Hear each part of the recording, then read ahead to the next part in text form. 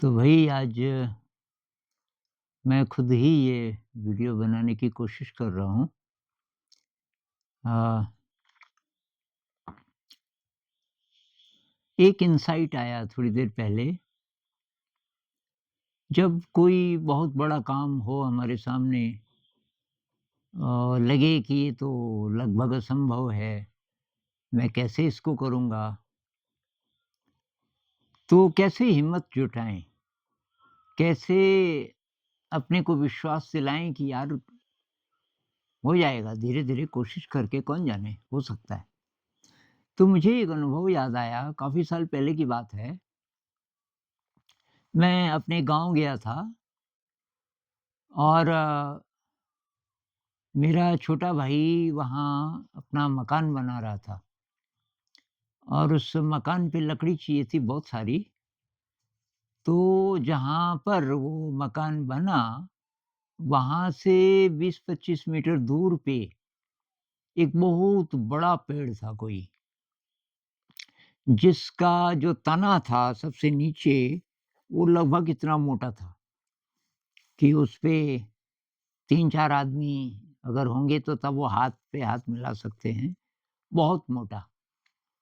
तो ख़ैर वो पेड़ कटा, उसका उसमें से जो-जो चीज़ें निकली और जो बाकी लकड़ी बची, उसकी ब्रांचेज़ वग़ैरह, तने का कोई-कोई हिस्सा और ये नीचे वाला हिस्सा।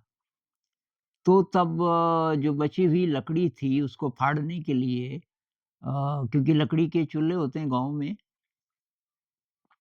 तो उसको फाड़ने के लिए 2 बुलाए गए, 2 प्रोफ़ेशनल लकड़ी फाड़ने वाले। उन्होंने बाकी सब तो फाड़ दिया, लेकिन सबसे नीचे वाला जो लॉग था, जिसका जिसका जो डायमीटर है, वो मेरे ख़्याल से 5 साढ़े 4 5 फीट तो रहा होगा। उसको उन्होंने छोड़ दिया। उन्होंने बोला जी ये नहीं फट सकता, किसी विधि से नहीं, क्योंकि ये तो बहुत ही ज़्यादा मोटा है और इसको छेनी और घन जो हैमर होता है और लोहे की चिज़ल मोटी, उसके भी वश का नहीं है और कुल्हाड़ी से तो ख़ैर कोई कर ही नहीं सकता और बहुत हार्ड वाली लकड़ी भी थी। तो वो छोड़ के चले गए थे। तो वो पड़ा हुआ था काफ़ी टाइम से, 1 साल से ज़्यादा हो गया था। तो मैं वहाँ गया, मैं रहने वाला था वहाँ गाँव में, कुछ महीने शायद उस समय मैं रहा। तो मुझे काफ़ी शौक है ये लकड़ी फाड़ने का। तो उसके कोई-कोई पीस बचे हुए थे अभी भी बारीक वाले, मैं तो उनको फाड़ने गया था और वहाँ मैंने पहली बार देखा वो इतना बड़ा और उसका जो डायमीटर भी 4 साढ़े 4 फीट तो रहा होगा और उसकी जो लंबाई थी, वो भी 5 फीट के करीब रही होगी। उसको हिला नहीं सकते थे, मतलब बहुत भारी। तो मैंने सोचा यार इसके किनारे से मैं कोई छिलका निकाल सकता हूँ क्या? तो मैंने कुल्हाड़ी एकदम किनारे पे मारी और करीब 2-3 सेंटीमीटर मोटा उसका एक छिलका जैसा निकलना शुरू हुआ और उसको लंबाई में मैं ले गया पूरी दूरी तक, पूरा 5 फीट। तो 5 फीट लंबी एक स्ट्रिप, 5 फीट लंबी, 3-4 फीट चौड़ी और 1 सेंटीमीटर या 1.5 सेंटीमीटर मोटाई वाली उसकी एक स्ट्रिप निकल गई। उससे मेरा उत्साह बढ़ा कि ऐसी-ऐसी स्ट्रिप तो मैं निकाल सकता हूँ। तो मैं बस हर बार वही करूँ, किनारे से 1 सेंटीमीटर, 1.5 सेंटीमीटर पे कुल्हाड़ी मारूँ और उतना तो निकल ही जाता था और उसको लंबाई में ले जाऊँ पूरे 5 फीट तक। तो ऐसी-ऐसी स्ट्रिप्स उसकी निकलती गई, निकलती गई, निकलती गई। एक दिन किसी ने देखा, अ, हमारे गाँव की कोई महिला थी, वो घास के ले जा रही थी, उसने मुझे देखा, कुल्हाड़ी ले जाते हुए उधर जिधर वो लकड़ी थी, कि कहाँ जा रहा है? तो मैंने कहा जी वो ऐसे ही मैं ट्राई कर रहा हूँ लकड़ी, तो बहुत ज़ोर की हँसी, कि वो मोटे वाली? तो मैं कुछ नहीं बोला, उसने कहा उसका तो सपना छोड़ दे, वो तो बड़े-बड़े नहीं फाड़ पाए। ख़ैर, तो मैं रोज़ उसमें से 15, 20, 25 स्ट्रिप्स निकालता गया, रोज़। और मेरे ख़्याल से करीब-करीब 1 महीना लग गया होगा, हो सकता है 2-4 दिन और ज़्यादा, मैंने वो सारा ख़त्म कर दिया। पूरा इतना मोटा लॉग मैंने ख़त्म कर दिया और उसको जहाँ मैं स्टोर कर रहा था लाके, ये घर की जो मकान की दीवार थी एक पीछे वाली उसकी साइड, वहाँ पे धूप अच्छी आती थी, मैंने कहा ये सूख भी जाएगा ढंग से क्योंकि उसके अंदर अभी गीलापन था। तो वो 10 फीट ऊँची अ, करीब 5-6 फीट लंबाई, 5-6 फीट चौड़ाई और 10 फीट ऊँचाई अ इतना बड़ा स्ट्रक्चर बन गया, वो जो स्ट्रिप्स थी उनसे। और मेरा छोटा भाई भी हैरान और मैं भी हैरान। मैंने कहा यार इतना मोटा मैंने फाड़ कैसे दिया? तो उससे मुझे एक इनसाइट आया कि बहुत सारे काम हमें ऐसे लगते हैं कि असंभव है और वो इसलिए कि हम उस पूरे को एक साथ देखते हैं। हम उसके पीस नहीं करते छोटे। जैसे लंबी यात्रा है ना कोई, आपको पैदल चलना है। पुराने ज़माने में बहुत-बहुत पैदल चलना पड़ता था। मैं भी 60-70 किलोमीटर तक तो चला एक ही दिन में भी। तो बहुत लंबी यात्रा है और लेकिन भई एक बार में एक ही कदम तो हम लेते हैं। 1 कदम, फिर 1 कदम, फिर 1 कदम और ऐसे करते-करते सारी सारी दूरी हम तय कर लेते हैं। ऐसे ही हर चीज़ है। तो जो स्टूडेंट्स हैं, आजकल वो परीक्षा की तैयारी कर रहे हैं बहुत सारे स्टूडेंट्स, उनके काम की ये बात हो सकती है कि अब सिलेबस पड़ा है, कइयों ने मेरे को कमेंट में बोला कि अब 1 महीने बाद एग्ज़ाम है, सिलेबस बहुत ज़्यादा है और अब क्या करें, क्या ना करें? तो सिलेबस भूल जाओ। आप ये देखो उसमें से ऐसी कौन-सी चीज़ है जो आप कर सकते हो? जो मैं बोल रहा था ना कि वो 1 इंच, 1.5 इंच वाली स्ट्रिप, छोटी-सी, इनसिग्निफिकेंट सी लगने वाली, ऐसे ही वो कौन-सी चीज़ है जो मेरे पल्ले पड़ सकती है और उसको करो। तो जैसे कॉम्पिटिटिव एग्ज़ाम की आप तैयारी कर रहे हो, फिज़िक्स, केमिस्ट्री, मैथ है, बहुत ज़्यादा सिलेबस है।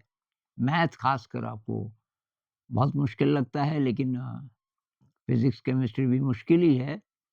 तो एक चीज़ कोई भी पकड़ लो, एक चीज़ पकड़ लो कोई भी और अब उदाहरण के लिए केमिस्ट्री पकड़ लो, केमिस्ट्री के मैं ज़्यादा उदाहरण देता हूँ। मुझे केमिस्ट्री ज़रा ज़्यादा प्रिय है। तो उसमें से एक छोटी-सी चीज़, मान लीजिए हाइड्रोकार्बन है। अब उसमें बेसिक्स आपको पता है। ये मीथेन, इथेन, प्रोपेन, ब्यूटेन ये आपको अच्छी तरीके से पता है। अ, डबल बॉन्ड है तो प्रोपेन का प्रोपीन हो जाएगा। ब्यूटेन का ब्यूटीन हो जाएगा। ब्यूटेन पे 2 जगह डबल बॉन्ड है तो ब्यूटाडाइन हो जाएगा। ये सब आपको पता चल गया। तो अब उसी से रिलेटेड और क्या-क्या आप कर सकते हो? तो बेंज़ीन पे आ जाओ, बेंज़ीन पे आ जाओ और ये बेंज़ीन है, ईन क्यों लगा? क्योंकि डबल बॉन्ड है उसमें। अब बेंज़ीन से और क्या-क्या, क्या-क्या बन सकते हैं। एक क्लोरीन किसी पे चिपका दो बेंज़ीन के किसी भी जगह, अब क्लोरोबेंज़ीन हो गया। और इस तरीके से धीरे, धीरे, धीरे और देखो कहाँ पे क्यों मैं क्या करता था कि एक जगह से स्ट्रिप निकाली अब वो कौन-सी जगह है उस गोलाई में, उसके ऊपर चढ़ जाता था मैं कुल्हाड़ी लेके क्योंकि और कहीं से तो जगह नीचे से तो बहुत ऊँचाई पड़ती थी। उसके ऊपर जाना पड़ता था। हिलता वो था नहीं, कोई प्रॉब्लम भी नहीं थी। अब कौन-सी वो जगह है जहाँ से स्ट्रिप निकल सकती है, वो जगह मैं ढूँढता था, वहीं पे चोट लगाता था। और जगह तो कोई फ़ायदा नहीं। उसी प्रकार से अब इससे रिलेटेड और क्या चीज़ है? तो अब हाइड्रोकार्बन आपको आ गया, अब हाइड्रोकार्बन पे भई थोड़ा-सा कुछ और नई चीज़ आ गई, तो उससे कुछ और बन जाता है। अ, तो जैसे अब ये ओएच लग गया कहीं पे, तो ये अल्कोहल बन गया, मीथेन पे ओएच लगा दो, मेथनॉल बन गया और वगैरह-वगैरह। तो ये अब एक नई चीज़ हो गई, तो उसका गुण-धर्म क्या-क्या बदल जाता होगा, ये पता कर लो। ऐसे करते-करते आप ये सारा इसके जो डेरिवेटिव्स हैं, हाइड्रोकार्बन और इसके डेरिवेटिव्स इससे जो-जो निकलता है जिसको ये पेट्रोलियम कहते हैं जनरल भाषा में, एक चीज़ आपकी हो गई क्योंकि उसमें फिर बहुत सारी चीज़ें हैं, वो कीटोन है और ये एल्डिहाइड है, उसमें कई कैटेगरीज़ है ना, तो केमिस्ट्री वालों को पता होगा, वो सारा और वो आपको आ गया और उसको जब आप कर रहे हैं, तो उस दौरान आप कई ऐसी चीज़ें सीख जाओगे, जो कि दूसरे चैप्टर में आपको मदद करेंगे। और फिर धीरे-धीरे एक-एक चिप निकालते पूरा लॉग कब खत्म हो गया, आपको पता भी नहीं चलेगा। ऐसे करते आपका सिलेबस तो परीक्षा को भूल जाओ। मैं इसलिए नहीं कर रहा था कि मैंने ठान लिया था कि मुझे ये लॉग खत्म करना है। मेरे लिए तो खेल था, एक्सरसाइज़ थी। फिर सुबह-सुबह थोड़ी-सी एक्सरसाइज़ कर लेते हैं और वो स्ट्रिप निकालने में मुझे मज़ा आ रहा था। मैंने ये नहीं सोचा था कि मैं पूरा ही लॉग खत्म करूँगा। मेरा ये था कि ये स्ट्रिप्स निकालने में मेरे को मज़ा आ रहा है। तो एक दिन जितना भी निकला, अगले दिन मुझे फिर याद आता था वही वहीं जाते हैं, उसी में से कुछ और निकालता हूँ। अ, उसी प्रकार से परीक्षा भूल जाओ और आप ये देखो कि क्या आपको चीज़ समझ आती है। एक भाई साहब ने बोला कि परीक्षा कैसे भूल जाएँ, ऐसे हम करेंगे तो कई चीज़ें तो हम फिर छुएँगे ही नहीं और फिर परीक्षा में कैसे होगा? भई अभी जो क्या सोच रहे हो आप, कि कैसे भी करके रट लो फटाफट। आपको समझ नहीं आया, आपने रट-रट के सिलेबस खत्म कर दिया, तो फिर ये आपको उम्मीद है कि परीक्षा में अच्छी परफ़ॉर्मेंस होगी। भई कहाँ से होगी? आपको तो आया तो है ही नहीं कुछ। तो मैं जो बोल रहा हूँ इस विधि से आप जितना भी सीखे वो सीख गए पक्का। वो काम आएगा ज़िंदगी में। अब फ़ेल होंगे कि पास होंगे वो भूल जाओ क्योंकि पास ही होना है ये जिद तो छोड़ दो भाई। क्योंकि अब 15 लाख में से 1500 निकलते हैं। मतलब 100 हज़ार में से 1 हज़ार विद्यार्थी लगभग समकक्ष, लगभग बराबर तैयारी, बराबर इंटेलिजेंट में से 1 निकलेगा। तो आप भी निकल सकते हैं। लेकिन इतना स्ट्रेस और इतना ज़्यादा संघर्ष करके आप निकल ही जाओगे पहले तो पक्का नहीं है। निकल भी गए तो आपने तो संघर्ष की आदत डाली हुई है, टेंशन की आदत डाली हुई है, तो बाद में जॉब ही तो मिलेगी ना इससे। भई निकल गए का क्या मतलब? जॉब मिली और भी लोग जॉब करेंगे। 999 जो नहीं निकलेंगे वो कोई और जॉब करेंगे। तो भूल जाओ आप परीक्षा में क्या होगा, निकल गए तो भी ठीक, तो अच्छी लगी वो नौकरी तो कर लेना, नहीं तो छोड़ देना। लेकिन अगर नहीं निकले तो कोई प्रॉब्लम नहीं, आपने तो एन्जॉय किया ना।